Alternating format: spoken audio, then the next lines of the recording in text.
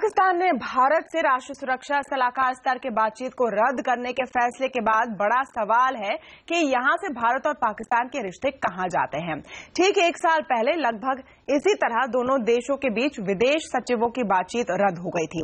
भारत ने एक बार फिर साफ कर दिया है कि पाकिस्तान से किसी भी बातचीत से पहले उनका कश्मीरी अलगाववादियों से मिलना हमें बर्दाश्त नहीं। पाकिस्तान ने साफ कर दिया है कि इन शर्तों पर चर्चा नहीं हो सकती है। तो फिर मूल सवाल है कि दोनों फिक्स पोजीशंस में बीच का रास्ता कहां है या है भी या नहीं। जहां तक बातचीत का सवाल है, क्या भारत पाकिस्तान के रिश्ते डेड एंड पर पहुंच गए हैं?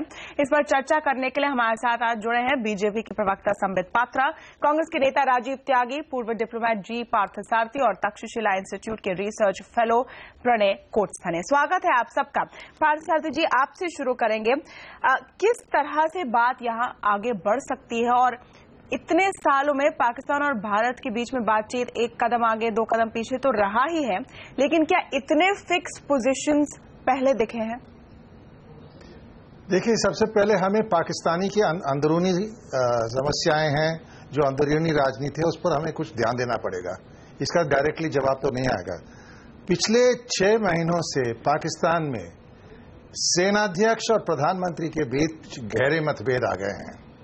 देश के रक्षा मंत्री ने यह आरोप लगाया सेना पर कि आईएसआई विरोधियों को मदद दे रहा था, पाकिस्तान विरोधी पार्टी को मदद दे रहा था, और यानी कि विपक्ष को, और फौज एक इस कार्रवाई में लगा था कि इस सरकार पर दबाव आए।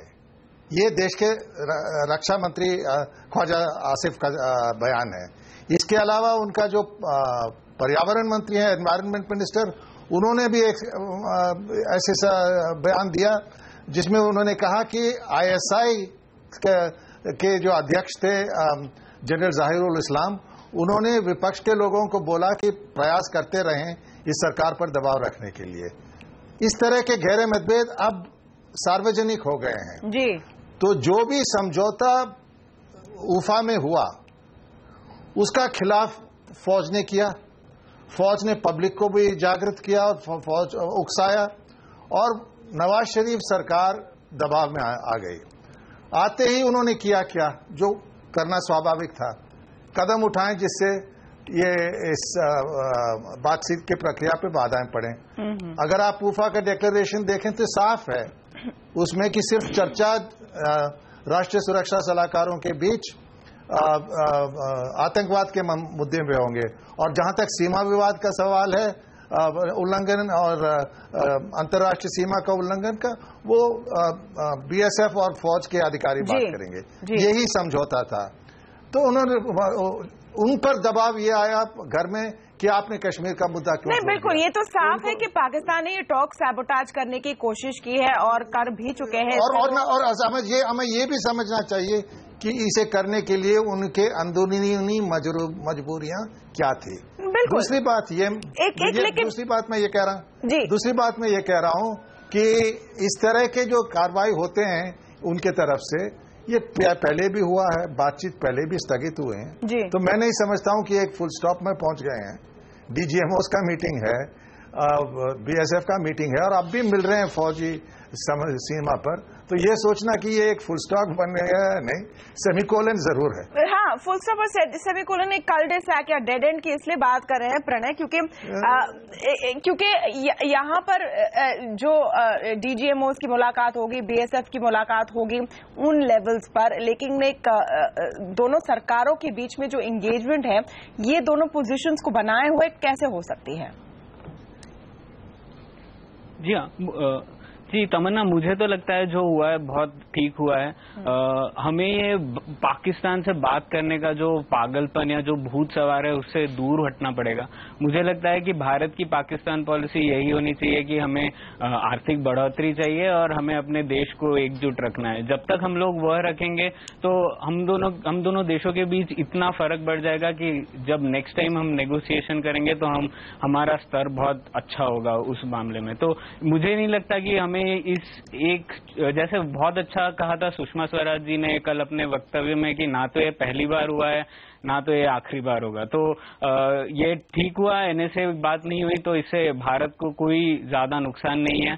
हमें बहुत सारे दूसरे प्राथमिकताएं हैं जिन पर हमें फोकस करना है। बिल्कुल, लेकिन एक कंडीशंस ठीक होंगे बात कर सकते हैं। बिल्कुल, लेकिन एक डिप्लोमेसी का मूल नियम होता है कि आप बात करें, आप अपने आर्थिक सुधारों पर तो काम कर ही रहे हैं।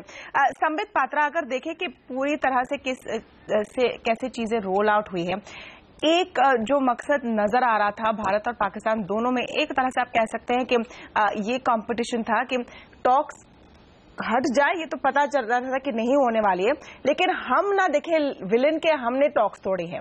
तो इस रूप में हम कुछ हद तक सफल रहे हैं, क्योंकि यहाँ पर फाइनली पाकिस्तान को ही प्लग पुल करना पड़ा। नहीं, आप देखिए, एक बड़ा सख्त संदेश और एक बहुत स्पष्ट संदेश हिंदुस्तान की सरकार ने कल प्रेस कॉन्फ्रेंस के माध्यम से भेजा। जिस प्रकार से सुषमा जी ने अपना प्रेस कॉन्फ्रेंस किया और बड़े स्पष्टता के साथ कि आपको अगर बातचीत करनी है जिसका कि हम स्वागत करते हैं, तो दो चीजें याद रखनी होगी। आगरा समिट को याद रखना होगा, क्योंकि आगरा समिट में हिंदुस्तान और पाकिस्तान की सरकार ने यह नियत तय किया था कि कोई स्टेक होल्डर तीसरा नहीं होगा, दो ही स्टेक होल्डर होंगे, the union of India and the Republic of Pakistan, कोई थर्ड स्टेक होल्डर नहीं होगा। और ऊफा में जो हमने तय किया था वो ये तय किया था कि पहले अगर हमें बड़े मसलों पे बात करने हैं, बड़े मसाइलों पे अगर हमें चर्चा करनी है, तो पहले आतंकवाद को समाप्त करना होगा, पहले सीज फायर वायलेशन को समाप्त करना होगा। इसलिए उसके कारण केवल NSA पहले मिलेंगे। तो ये दो, जिसको कि पाकिस्तान चिपट के बैठ गया कि ये तो प्री कंडीशंस लेकर रही है, ये प्री कंडीशंस नहीं थे, इसलिए स्पष्टता और बड़ी सख्तता के साथ कि बहुत हो गया, अब रेड लाइन हम ड्रॉ करेंगे। एक सेंस में प्री कंडीशंस थे, और ये हमने पिछले साल ही साफ कर दिया था कि आप अलगाववादियों से नहीं मिलेंगे टॉक्स के पहले, ये हमें नहीं बर्दाश्त होगा, this is a red line. तो फिर सवाल ये है पात्रा जी कि जब ऊफा में बातचीत की बात पर अग्रीमेंट हुई, तब क्यों नहीं साफ किया गया था कि ऐसा आप मत करें, फिर से एक बार फिर से हुर्रियत से मिलने की कोशिश मत करें, क्योंकि ये एक तरह से सेट रूल ऑफ एंगेजमेंट है हमारे बीच।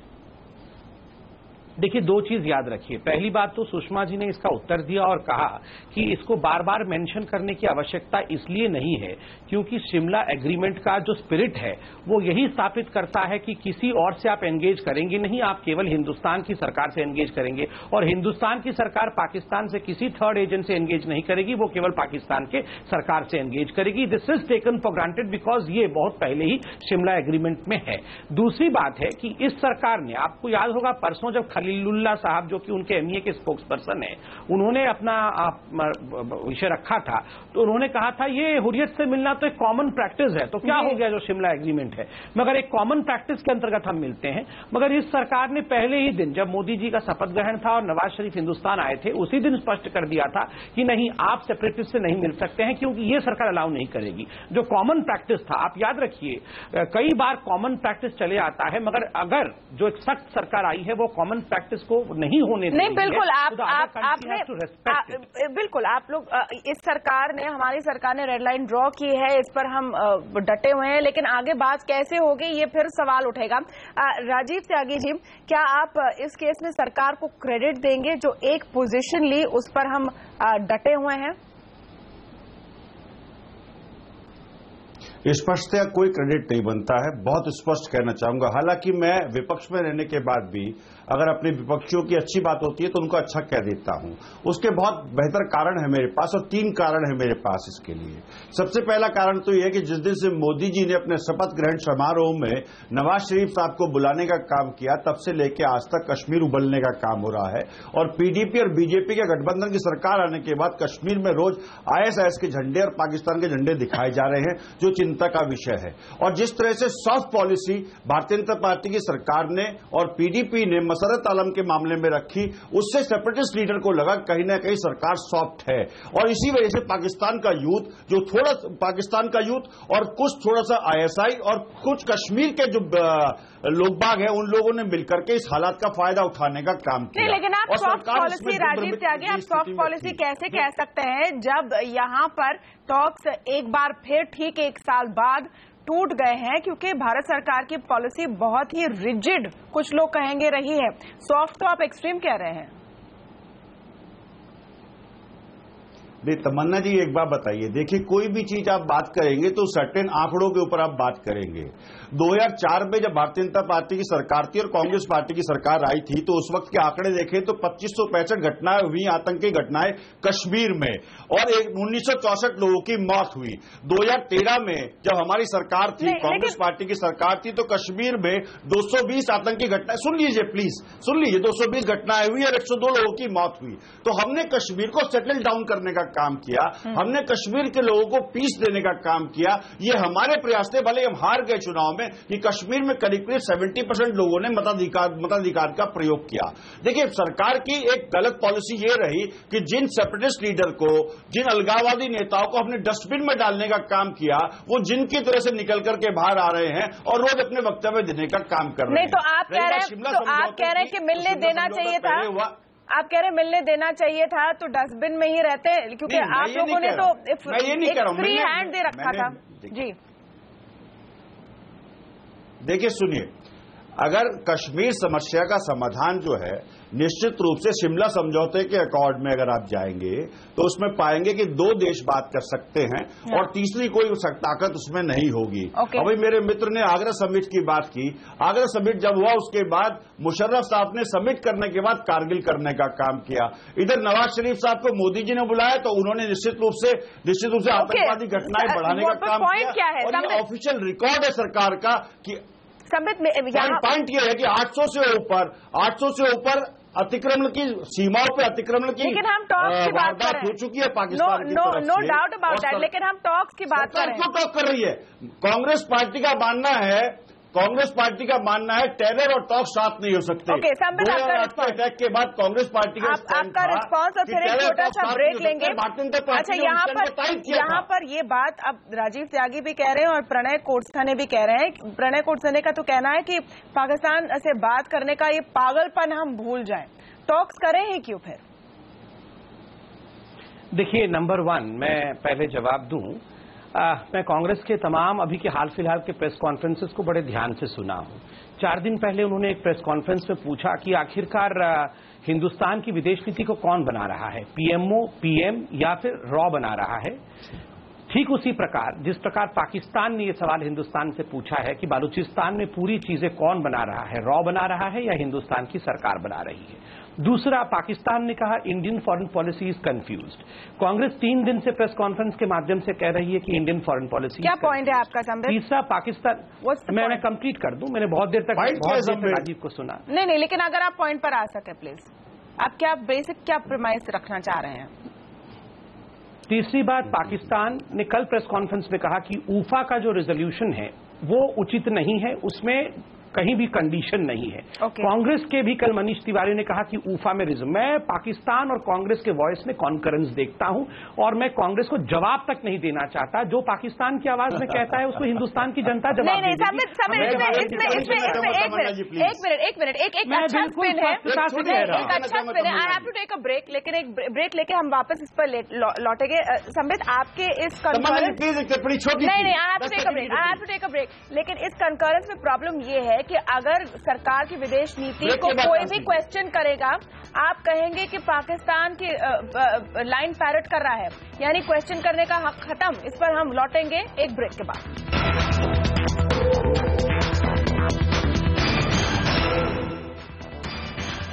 चलिए, यहाँ पर चर्चा हो रही है कि एनएसए टॉक्स तो टूट गए, लेकिन आगे का रास्ता क्या है, और हम उम्मीद करेंगे कि हमारे सारे पैनलिस्ट आगे के रास्ते की भी बात करेंगे, ना कि पीछे के प्रॉब्लम्स को ही हम बात करते हैं। जी, जवाब देने दीजिए। ओके, राजीव त्यागी जी। संबित पात्रा अहंकार में है, इसलिए वो कहते हैं कि मुझे कोई जवाब देना नहीं बनता है, जबकि सरकार में बैठे हुए लोगों को जवाब देना चाहिए। ऊफा में क्या बातें हुई, क्या आश्वासन मिला, वो हमने देख लिया।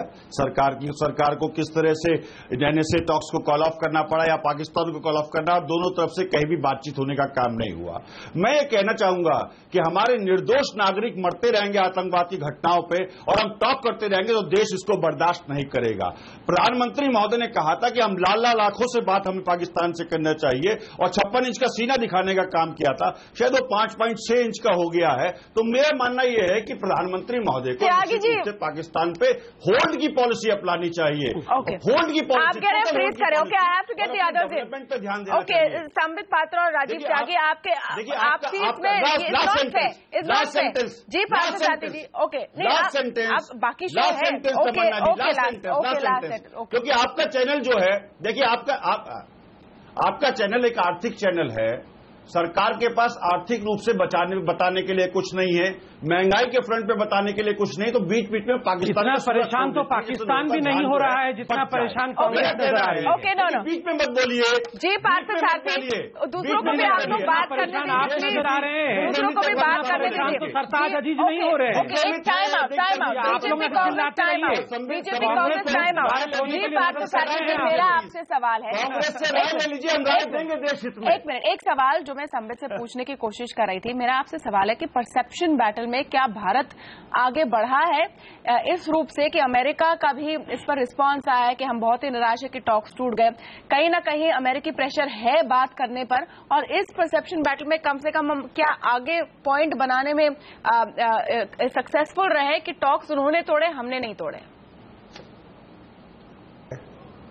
कि जब दो अमेरिका के प्रेशर में नहीं आना चाहिए।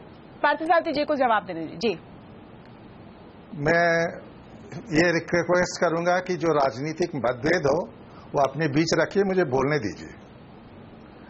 बात यह है, और राजनीतिकरण विदेश नीति का मैं उचित नहीं समझता।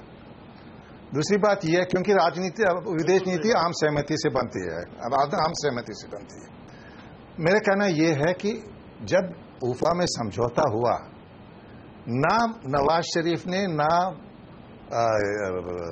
अपने प्रधानमंत्री मोदी ने ये एंटिसिपेट किया था कि नवाज शरीफ को इतना विरोध मिलेगा इसमें फौज से और राजनीतिक पार्टियों से, तो पोजीशन उन्होंने शिफ्ट किया, हमने नहीं। ये हमें समझना चाहिए। उनकी मजबूरियां क्या थी हम समझते हैं, लेकिन एक बात है कि जो भी हुआ है हमें संपर्क रखना चाहिए हर एक देश के साथ। देखिए, शीत युद्ध के समय अमेरिका और सोवियत यूनियन के बीच संपर्क कायम रहे। अमेरिका का गोपनीय संबंध इनके चीन के साथ था, माओ सेतुंग के साथ था। तो संपर्क रहना जरूरी है, लेकिन और बातचीत जो भी हो सोच समझकर और कई समय गुप्तचर रूप से होना चाहिए। उफा के संदर्भ में उफा के संदर्भ में नहीं, उफा के संदर्भ में एक सवाल पूछना चाहती हूँ मैं पार्थ सारथी जी, क्योंकि ये निंदा भी हुई है कि उफा में जो ब्रेक थ्रू हुआ था कि हम बात करेंगे, क्या उसकी काफी प्रिपरेशन हुई थी? वो ऑलमोस्ट इम्पल्सिव लग रहा था कि दोनों देश के नेता मिले और उन्होंने कहा हम बात करेंगे, एक गुडविल जेस्चर था, ब्रेक थ्रू था, लेकिन उसके पीछे होमवर्क होती है, डिप्लोमेट साथ में बैठते हैं कई महीनों तक, क्या वो होमवर्क मिसिंग थी? नहीं, कई देखिए जब से विदेश सचिव जयशंकर वहां गए थे, संपर्क रहा है, ये मैं जानता हूं, और शायद दोनों राजनेताओं ने समझ लिया कि ये बातचीत की प्रक्रिया उचित है। ये प्रक्रिया नहीं, लेकिन बातचीत के बारे में बात करना, इट्स टॉक्स अबाउट टॉक्स, बातचीत की प्रक्रिया ये है नहीं। और ये भी स्पष्ट किया, और मैं समझता हूं ये हमारी राजनीति की सफलता थी कि आरंभ में हम सिर्फ आतंकवाद के बारे में और सीमा में शांति रखने के लिए बातचीत करेंगे। ये था समझौता उफा में। नवाज शरीफ उसे पूर्ण नहीं कर सके, बिल्कुल, और उन्होंने कहीं बहाना किया और बातचीत की प्रक्रिया आगे नहीं चली। एक चीज मुझे कहना है, ये अगर हमने एक गलती की वो ये थी कि राज्य सरकार को आदेश दिया जम्मू कश्मीर में आप इनको ये जो अलगाववादी हैं उनको अरेस्ट करें, वो गलत था, क्योंकि राज्य सरकार वो कर नहीं सकती, ना उचित है। जब ये चीजें होती हैं तब वो दिल्ली आते हैं, हम उन पर डिटेंशन ऑर्डर लगा देते हैं, वो गलती थी। लेकिन उसके अलावा हमें यह समझना चाहिए कि जो भी हुआ है उनके अंदरूनी मजबूरियों के कारण हुआ है। नहीं तो फिर जब परिस्थिति बदलती है, ओके, फिर संपर्क होंगे। और मैं समझ, और ये भी हमें याद रखना चाहिए। और नहीं, मेरी बात इसलिए है, प्रणय से पूछ लेते हैं, ये सवाल इसलिए है क्योंकि पिछले साल मुझे खत्म तो करने दीजिए। ओके पार्थ सारथी जी, एक बात ये है कि इसके बावजूद बीएसएफ और डीजीएमओ के बीच संपर्क रहेंगे, ये जी आपने ताकि बताया। सेना की तनाव ना बढ़े सीमा पर। ओके, वो चलता ही रहेगा। ओके। अगर ये अभी उचित नहीं है तो 6 महीनों के बाद मिल सकते। लेकिन 6 महीने के बाद किसने क्या रोका है? बदलेगा? That is my question Pranay, क्योंकि हमने कुछ नहीं बदलेगा। पिछले साल 50 साल में क्वेश्चन कुछ फ्रेम नहीं करने बदला है तो 6 महीने में क्या बदलेगा? एग्जैक्टली, मैं क्वेश्चन फ्रेम करने दीजिए, क्योंकि अगर ये स्थिति है कि यही बात 2014 में हुई, इसका एक डेजा वो रीरन हमने 2015 में देखा। पार्थसारथी जी कह रहे हैं कि जो वहां की सरकार और सेना है उनके बीच में रिश्ते खराब हो रहे हैं, तो हम किससे कब कैसे बात करें? नहीं, बातचीत प्रणय बहुत अच्छी बात की कि जी पार्थसारथी जी ने बहुत अच्छी बात की कि डिप्लोमेसी का अर्थ सिर्फ यह बहुत बहुचर्चित बातें करना ही नहीं है, और संपर्क बनाना भी डिप्लोमेसी का एक हिस्सा है जो कि कायम रहेगा। अब देखिए, उफा में या पहले भी शिमला समझौते में भी हमने कहा है कि सिर्फ 2 लोग बात करेंगे, सिर्फ 2 पार्टियां होंगी, लेकिन पाकिस्तान की तरफ से ही 2 पार्टियां हैं। एक खुद पाकिस्तान की सरकार है और एक मिलिट्री जिहादी कॉम्प्लेक्स है जिसे हम कहते हैं। तो जब तक वो उनका अंदरूनी मामला सुलझा नहीं लेते, तब तक ये बातचीत और बड़ी बड़ी बातचीत करने का कोई भी मतलब नहीं निकलेगा। तो हमें ये बहुचर्चित बातें दूर रखनी चाहिए, हमें अपने जो प्राथमिकता है उनको सुलझाना चाहिए और पाकिस्तान से संपर्क रखना चाहिए। बस ओके, तो ओके। नहीं, संपर्क रखना चाहिए और बातचीत नहीं। मुझे समझ में नहीं आया कैसे होगा प्रणय, आप जो बोल रहे हैं, क्योंकि सितंबर में मैं उसका जवाब देना चाहता हूँ। ओके, संपर्क का मतलब ये कि सेनाओं के बीच पहली बार हमें यह मौका मिला है, हमारी डीजीएमओ और उनके डीजीएमओ जो वरिष्ठ सैनिक अधिकारी हैं मिलकर बात करेंगे। फोन में बात करते हैं हर हफ्ता, लेकिन पहली बार मिलने का मौका है। ये संपर्क रखना चाहिए, बीएसएफ के बीच संपर्क रखना चाहिए, और जो आमतौर पर पर्यावरण वगैरह और पर्यटन के जो संपर्क हैं उसे जारी रखना नहीं। चाहिए। अब सितंबर में मिलेंगे, सितंबर में मिलेंगे। नहीं राजीव त्यागी, क्योंकि सितंबर में फिर नवाज शरीफ और मोदी जी के मिलने के चांसेस हैं यूनाइटेड नेशन जनरल असेंबली में। यहां से आगे और तू मैं छोड़ दीजिए, let's talk about what next. किस तरह का नजरिया रहना चाहिए भारत का विदेश नीति को लेकर, पाकिस्तान पॉलिसी को लेकर? देखिए, मैंने कुछ आंकड़े प्रस्तुत किए थे, उससे पता चलता है कि सरकारें किस तरह से गवर्न करती हैं। और मैं स्पष्ट रूप से एक बात कहना चाहूंगा कि जब 800 से ऊपर अतिक्रमण की घटनाएं हो चुकी हों और जब डीजी बीएसएफ ये कहते हैं कि 1971 के बाद सबसे ज्यादा बॉम्ब शेलिंग पाकिस्तान अब कर रहा है, तो ऐसे हालात में क्या सितंबर तक कोई अतिक्रमण नहीं होगा? तो निश्चित रूप से देखिए, प्रधानमंत्री को 2 टूक बात करनी चाहिए। जो हमारा पार्टी का स्टैंड है कि टेरर और टॉक साथ साथ नहीं चल सकते। पाकिस्तान अपने कैंप्स खत्म करे, पाकिस्तान आतंकवादियों को सौंपने का काम करे, दाऊद का प्रत्यर्पण करने का काम करे, हाफिज सईद का प्रत्यर्पण करने का काम करे। हालांकि हाफिज सईद का बेटा भी आ गया अब आतंकवादी घटना में, तो उन सब विषयों पे पाकिस्तान से 2 टूक बात होनी चाहिए। ओके, संबित, अंत में मेरे ख्याल से ये सारी चीजें जो राजीव त्यागी ने कही वो सरकार की स्टेटेड पोजीशन वैसे भी है, लेकिन यहां से किस तरह के प्रयास होंगे बात को आगे बढ़ाने की, या कुछ समय तक एक पॉज रखा गया है? देखिए, 2 चीजें बड़ी स्पष्टता के साथ इस सरकार ने अपने हाव भाव में और अपने प्रेस कॉन्फ्रेंस के माध्यम से क्लियर किया है। नंबर 1 कि we are ready for peace and talks. हम चाहते हैं कि डिप्लोमेसी से, पीस से, टॉक के माध्यम से आतंकवाद का हवा के गोले से और हम दोनों देश आगे नहीं होती हैं। उनको खत्म करने दीजिए ना त्यागी जी, शांत हो जाइए जी। तो सरकार ने स्पष्ट किया है कि हम चाहते हैं कि मिलकर हम आगे बढ़े, मगर you have to mend your ways. कैसे? बड़े सख्ती के साथ। एक सॉफ्ट स्टेट का हिंदुस्तान के ऊपर तमगा लग रहा था, आप देखिए अचानक वो एक हार्ड रेड लाइन की बात आज हो रही है कि आप हुर्रियत से क्यों मिलेंगे? आप हमारे देश में आके हमारे लोगों को हमारे खिलाफ रिहाई क्यों की आप लोगों ने? ये बताएंगे कश्मीर में। सरताज अजीज भी इतने परेशान नहीं है जितने कांग्रेस के प्रवक्ता परेशान है। पीडीपी जब ये कहती है कि मैं बता रहा हूँ, देखिए परेशान नहीं है, पाकिस्तान भी इतनी परेशान नहीं है जितनी कांग्रेस। नहीं, लेकिन इसमें संबित, लेकिन देखो विपक्ष को बंटवारे नहीं, संबित, लेकिन यहाँ पर एक पॉइंट, विपक्ष हो या फिर जानकार हो या कोई भी हो, सवाल पूछने का हक तो सबको है। इसका मतलब नहीं आप वो पाकिस्तान से तुलना करने लगे। आप जवाब दीजिए। बिल्कुल नहीं है, ये आप गलत सवाल पूछने का हक नहीं है, सवाल पूछने का हक नहीं है। मेरी बात सुनिए, जाएंगे सबको दिक्कत नहीं होगी। एक मिनट मेरी बात, डेमोक्रेसी में अपने साड़ी को रखने का अधिकार तो सबको है, मगर राजीव से आगे उनको जवाब देने दीजिए। की पॉइंट है वैश्विक बाजार में करने का नहीं है, ये तरीका नहीं है। तमन्ना जी, आप डिस्कस जरूर करिए। नहीं, बाजार में तो आप कर रहे हो, बाजार में तो आप कर रहे हो। आप जाके आप जिस प्रकार पाकिस्तान चिल्ला रहा है, कांग्रेस देश में चिल्ला रहा है। ओके, चले यहाँ अंदरूनी राजनीति चलती रहेगी। समय लेकिन समाप्त हुआ है। अब देखना होगा कि सितंबर में किस तरह से बात आगे बढ़ती है, अगर बढ़ती है या नहीं। कुल मिलाकर जो रिश्ते हैं वो वहीं पर जाकर पहुंचे जहां अगस्त 2014 में थे। एक रीबूट की जरूरत है। बहुत बहुत शुक्रिया आप सबका। नमस्कार।